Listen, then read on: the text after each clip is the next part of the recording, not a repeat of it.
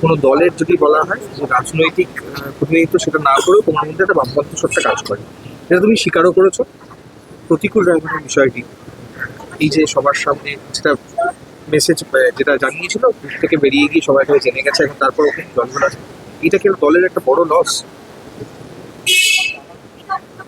ক্ষতি একটা হতেই পারে। বামপন্থী বা যে সমস্ত মানুষজন বামপন্থীদের দিকে তাকিয়ে থাকে বা তাকিয়ে থেকেছে এর মধ্যে, তাদের কাছে একটা বিভ্রান্তিকর ঘটনা ঘটতে পারে, কিন্তু এর একটু উল্টো দিকের ঘটনা আমার কাছে খুব ইন্টারেস্টিং।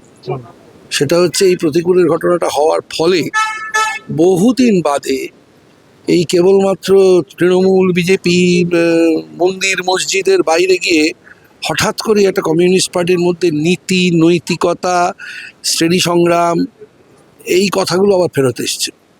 এইটা আমার কাছে খুব ইন্টারেস্টিং। সেটা ছিল না বলে মনে হচ্ছে দীর্ঘদিন ধরে আমি তো শুনতে পাচ্ছিলাম না। কেবলমাত্র ভোটের কৌশল আর ক্ষমতার ভাগ, এখানে কটা সিট পাওয়া গেল, ওখানে কি হলো, ওগুলো দরকার আছে, কিন্তু একটা কমিউনিস্ট পার্টির তো ওটাই শেষ কথা নয়। ওটা একটা প্রাথমিক শর্ত যে তার পরবর্তীতে ওটার একটা সুযোগ নিয়ে তার পরবর্তীতে যা বামফ্রন্ট প্রমাণ করে দিয়েছে, ৭৭-এ এসে প্রমাণ করে দিয়েছে যে মানে আমাকে অনেকে প্রশ্ন করেন, তা আমি তাদের জিজ্ঞাসা করি যে আমাকে বলো যে ওই শেষ ৩০ বছরে কি কি হয়েছে। একটা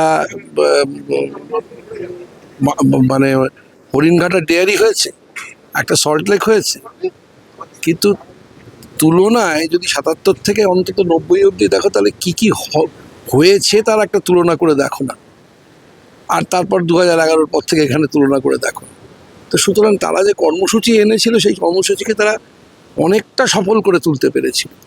সেই কারণের জন্যই আমি তাদের সমর্থন করেছি, কারণ কর্মসূচি এরা সমর্থন।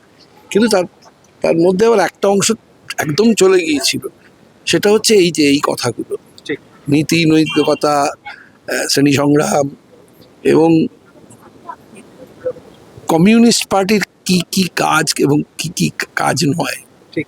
আচ্ছা, একটা কথা বলছি চন্দ্রা, সেটা হচ্ছে একটা ভাগ, এই যে কোথাও গিয়ে সেটা সবাই এক নয়, এক নিচু এবং নিচু, বারবার এই প্রতিকূল রাজনীতির বিষয়টি বারবার চোখে আঙ্গুলি রাজ্য সম্পাদককে মেসেজ করে বলার পর তার কাছ থেকে ফোন যায়। এই যে এখনো বারবার বলা হয় বামপন্থীটা শূন্য আসন, তাকে হেও করাই হয়, কোথায় কোথায় বিরোধীরা এটা করে। তো এই যে নতুন ছেলে মেয়েরা যাদের দিকে তাকিয়ে এখনকার প্রজন্ম ভোট দিত বা ভোট দিতে এগিয়ে এসছে, তারা তো অনেকটা পিছিয়ে গেল, ওটা -1 রান করে যাচ্ছে না এবার শূন্য থেকে। দেখুন, এই সমস্ত টানাপোড়েন মানে চড়াই উতরাই এ তো থাকবেই।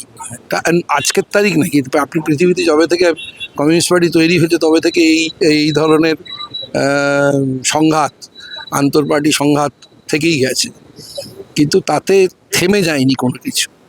এবারও থেমে যাবে না কোনো কিছু, একটু পিছবে হয়তো, কিন্তু থেমে যাবে না কোনো কিছু।